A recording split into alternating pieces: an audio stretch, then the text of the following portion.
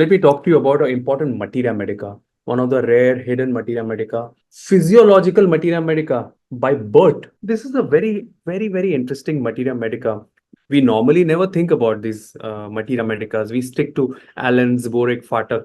But it's important to broaden your vision, and in that, typically study different materia medicas. One of the materia medicas that I would really highly recommend is this materia medica by Burt. And why this is important, because very beautifully, I'm just going to show it to you here in the remedy manganum, how they have shown the action is on mucous membrane, liver, blood, bones, skin, cerebrospinal axis. Then it's written mucous membrane, it causes congestion. Liver, it causes degeneration. Blood, it causes destruction. Bones, it causes inflammation. Skin, it causes excoriation. Cerebrospinal axis, it causes paralysis. So it is more of a kind of a materia medica that really gives you a foundation of physiology and pathology.